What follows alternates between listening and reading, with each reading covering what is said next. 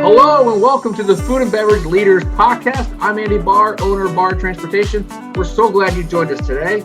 Now, our mission here is very simple at Barr Transportation. It's to provide you with the most reliable and honest national transportation for your goods, paired with proactive communication throughout the entire life of the load.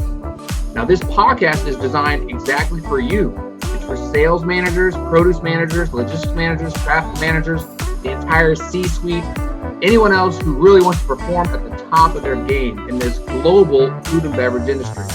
So whether you're big or small, West Coast or East Coast, this podcast is meant for you. Now make sure to stick around at the end of each show and we'll reveal how you can apply to be on the show yourself so you can grow your authority, build partnerships, and help your business boom. Interviews are about 15 to 20 minutes long, and I'll leave you with my favorite quote: preparation plus opportunity equals success. That's it. I'll see you on the inside. Enjoy this episode.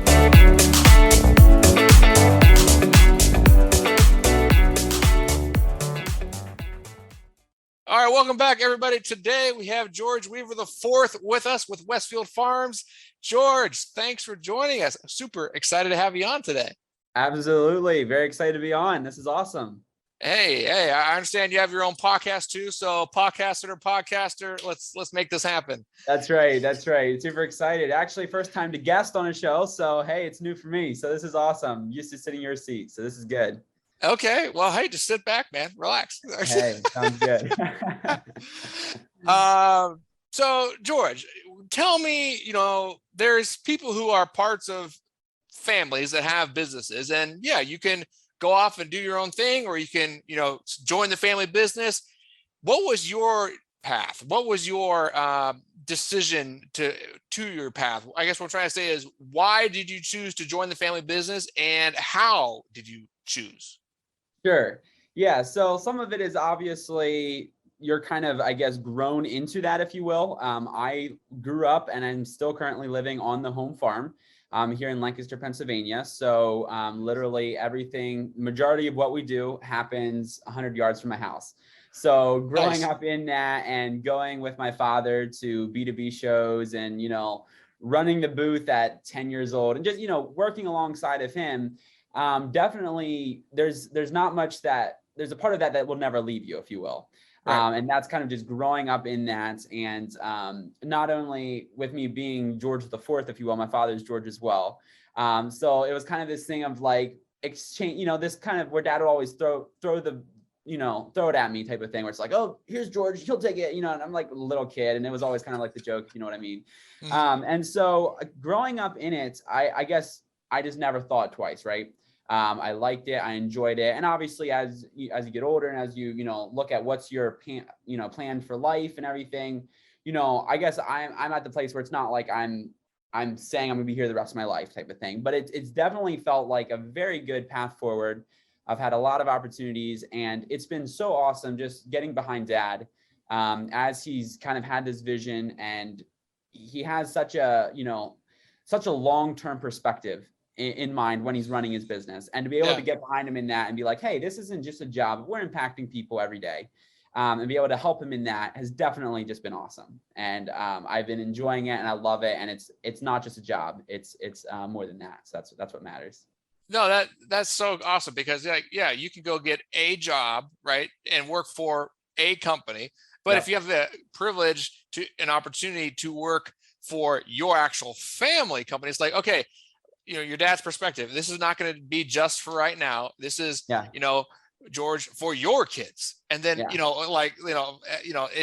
it's continuing that legacy, and we're all going to die. We all got a death sentence. So what do you leave behind? Right. That's right.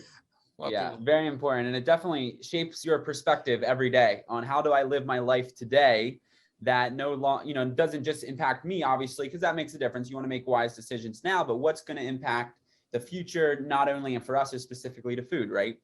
So what are we going to do today that's going to, not wear down our current farming practices, but what can we do that not only sustains it, but regenerates it. And that's, again, now that's getting a little bit more into the big picture of what we do. But yeah, it's very, very true. And it's not just on the farming or business side, it's also in our personal lives as well. Well, I'm super excited to jump into this. We're going to talk about efficiency. We're going to talk about maybe some conservation or something like that. So, whatever you guys like to really hone in on. I know it's a very successful farm, 59 years to be exact, I believe, if I have my numbers right. So that's obviously multiple decades. With that in mind, of course, there's no right answer, but just kind of like, what would be the top 3 things, right, that you would say, what, on a daily basis, we got to make sure we do these 3 things correctly? Yeah, nothing like narrowing it down to 3, right? And again, this could be answered differently from any person in the company, but I would say, for me, what I see the company focus on, number 1 is really people. It comes down to people, and that can break down into then tons of things underneath that, whether it's employees. And again, we're going to be talking more about, efficiency and technology down through the questions. I think let's still go back to that. We value the employee, we value the personal relationships. And for us, our current business model is working with small family farms. So for us, one of the key things is the farmer doing well, right? Sure. Are we supporting the farm on that end? Love that. And empowering them to be their own business people, if you will, Sure. and giving them access to market. So I would say that's one of the big key factors that's really sustained the model for years. It's been years since there's been any chickens on our farm. So we've been just working with small family farms for years. I personally don't remember any chickens, specific to our brands. So that's one of the big things. Second is a value added product. In the industry we're in, we don't want to just be another player. We want to be someone that's actually bringing a value in some way. Sure. And for us, we would like to believe, at least, that it is our heritage. We're not corporate America. We are a small family farm compared to the industry. And for us, that's what keeps us going, is saying, hey, we're getting together as a team and we're going to make this thing happen. And so I would say that's a big part. Again, it still goes back to the people. That's again, 100%. a big part of it. And third, what I would say is, doing what's right. Not only for, again, our employees and our people, but for the planet. And yeah, could go a couple different ways with that. If you don't mind, let's pause there. What, in the day of a life of a dairy farmer, right, of an egg farmer, what will be just one, example of do it right where you might, or not you, but others might not do it right? Again, it's all perspective, right? Sure. Again, if you're looking from, we got to feed millions of people and we got to do what's right in that sense, sometimes what's right for the earth gets jeopardized. So as soon as we start, valuing production and quantity over, taking care of the animals or the farm, that's where I think it gets skewed sometimes.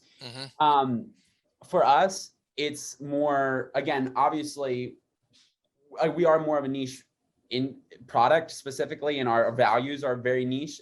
We're not trying to be all things to all people. So for us, on a very practical farming level, would be not only, so for us, example, there's a lot of this sustainability versus regenerative agriculture. And for us, we try to think of ways, what's there a way that we could do something that would not jeopardize future, so for example, organic is a perfect example, not spraying and letting, natural organic practices kind of take over your field, if you will, even if that means getting plants that you weren't originally expecting because you're not spraying them, right? Right.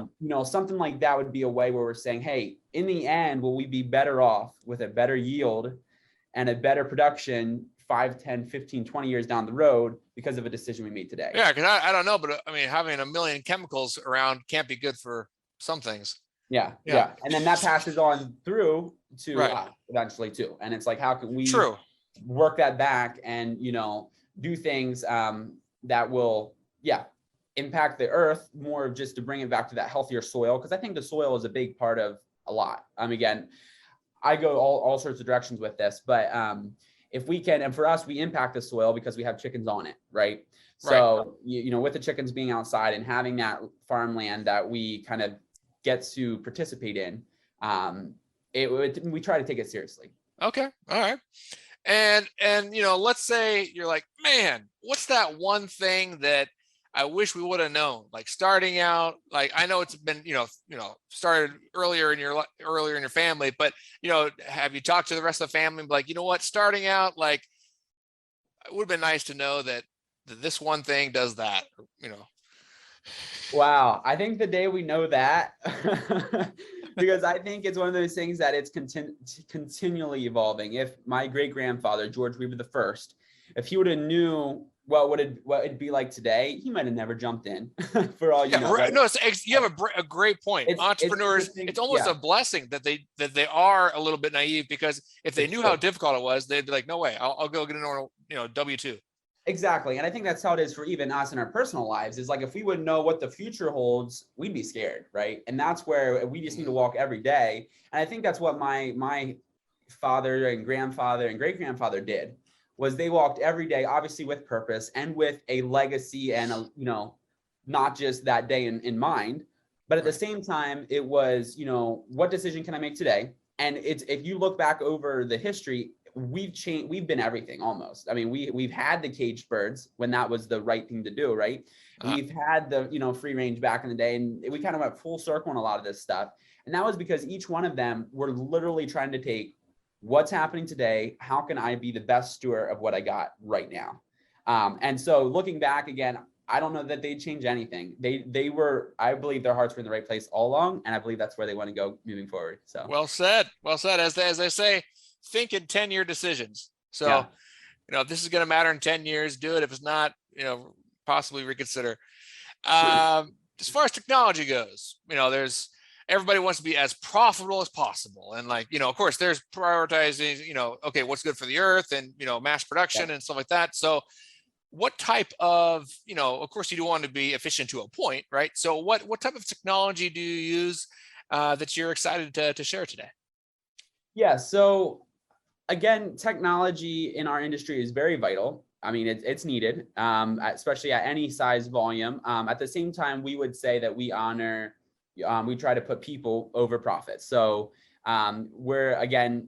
because of being a small family farm that we are, there's certain ways that you can only cut or only make things so efficient before then it would start jeopardizing into our culture. Sure. We try to keep that our highest point, and then what fits in that. And so for us, again, we would use, there would be like a balance of probably, I don't know, 70% of the facility here, 60% maybe is with machines. So they'd be diamond machines where a lot of it is still manual labor, where we load the eggs onto the machine with like they're on flats or whatever, put them on there, they go through the grater, they're washed. All of that stuff is very important to have at a higher technology. One of my favorite parts in the process is where they detect like the size and whether it has a crack in, because again, sometimes you can't even see the crack in an egg, like it's super hairline. Sure.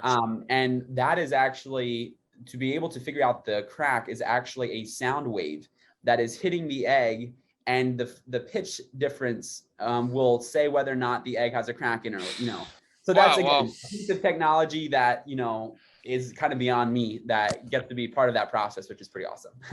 I would not call myself a sound wave expert, so no kidding.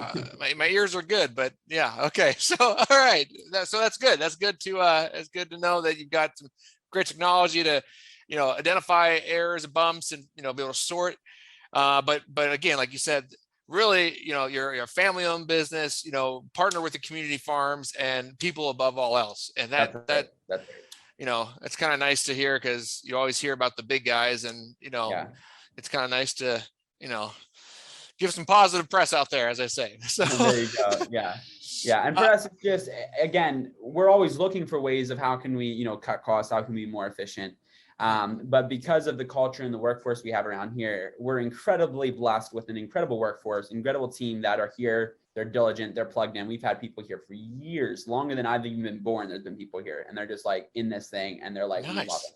And so again, we need to stay innovative enough to stay on top of what's going to work long term, right? But at the same time, we're keeping that core. It's people, it's surrounding people, and if we don't have the people, the machine can't run. So that's, again, that's that balance. So.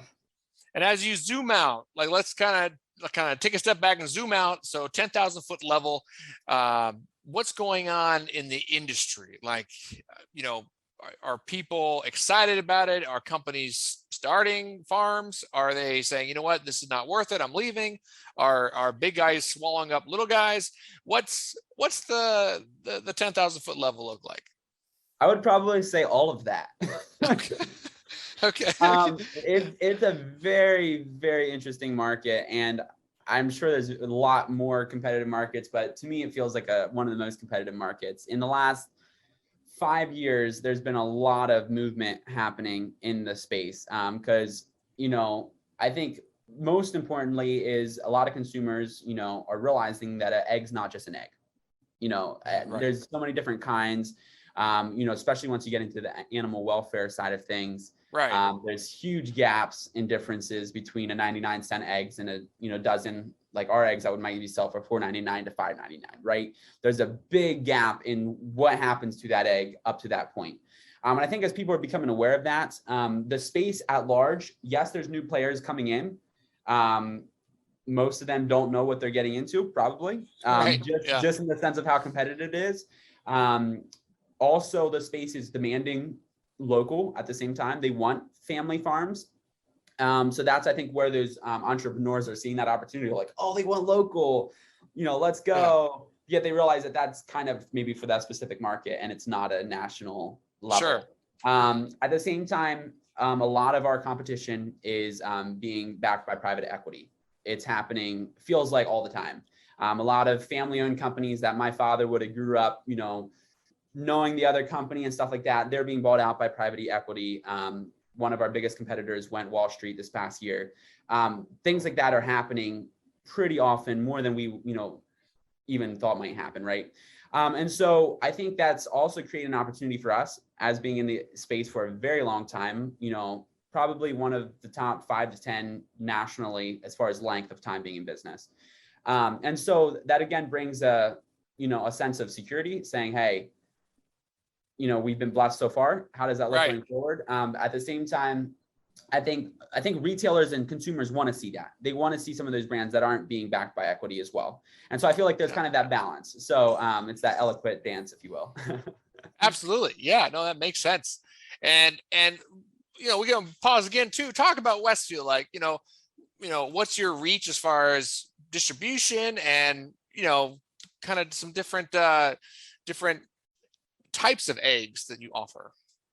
Sure. Yeah. So we are free range plus. So I would say there's 4 categories, very general categories. There's caged, which would be considered conventional or the cheapest eggs, 99-cent eggs, the very cheap eggs that, again, they'll fluctuate like milk, but they're what you'll get just at any store really that should have them probably.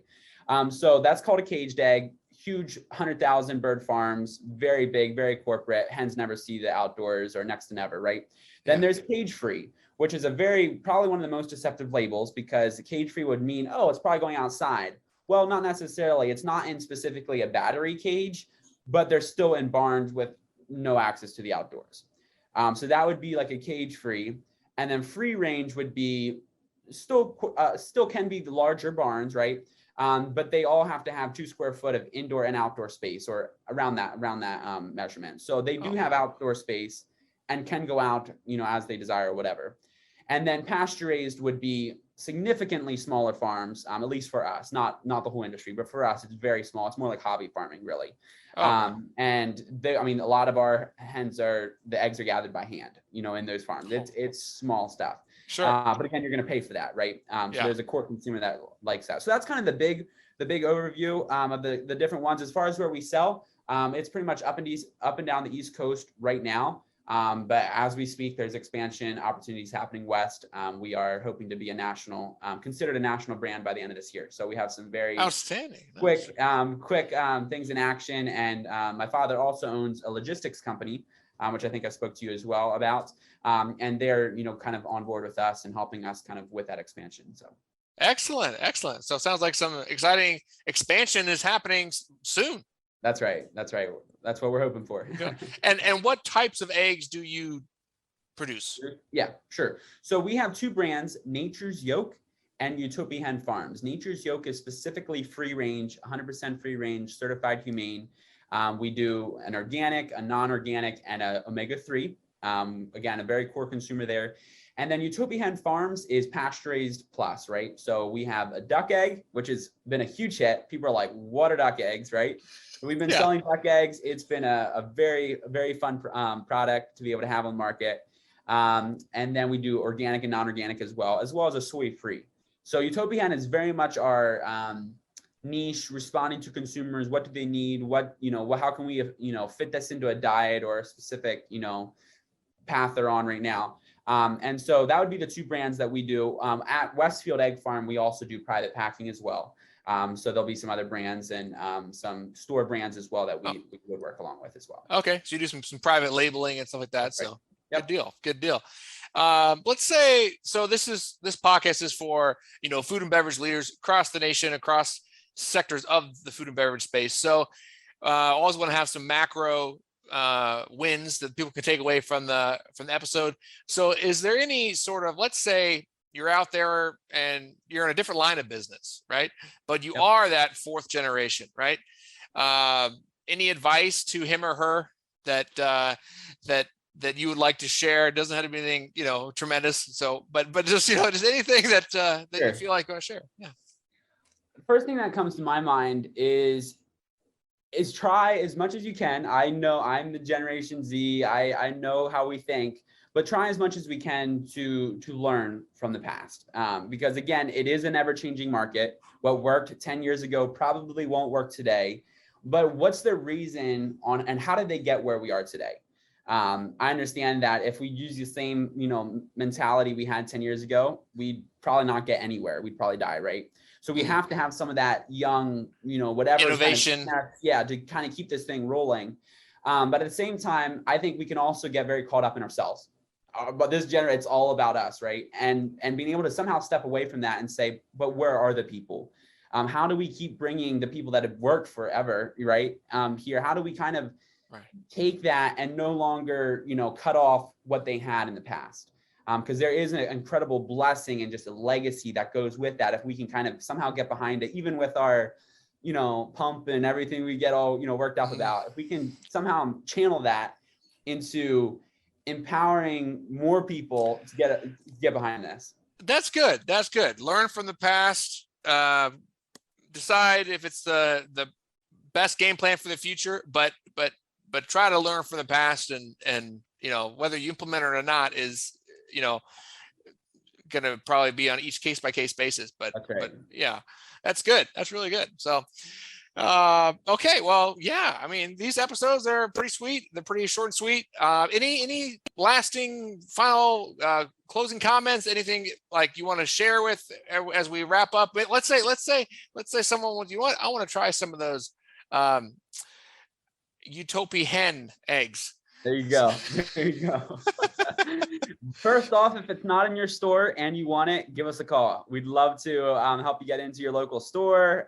Again, this is a lot of B2B. So if you're a distributor or, a transportation company and you have connections, we're all about networking. We love networking. And so, yeah, we're also here for other companies as well. So if there's other people that we can network with and connect with, we love making those connections. And like, this was awesome to get to meet you, Andy, and hear a little bit I saw a little bit about your company too. And that's just awesome. So yeah, no, biggest thing is today, in this day and age, we got to be very focused on who we really want to be as people. And then as companies, I believe that it's just a very interesting market. And more than ever, we need to plant our flag and be willing to stand on whatever we decide, because you'll hear it every other option around you constantly. So yeah, that's good. And you have your own podcast. We do. Yeah. Feel free to take a listen. We specifically are geared a little bit more towards the consumer. And so we're pulling on influencers that are, health coaches and, fitness people that want to, give tips and stuff like that. So yeah, Utopia Hen Talk. Feel free to jump on there and give us a listen. And I co-host on there with one of our guys here. So yeah. Perfect. There you guys have it. Awesome. George Weaver IV, bringing it down the house. There you go. Good Awesome. job, George. Guys, check it out and have some. So you have both, right? Cage free and rain free and pasteurized. Free range and pasture raised. Yeah, give us a try, I guess, and see if you like it. And some duck eggs. Oh yeah, that's definitely always the kicker. People are like, "What a duck egg?" So I'd love to hear what your thoughts are. Awesome. All right, thank you, George, and Cool. for the audience, we'll see you next time. Thank you for listening. See you later. Bye.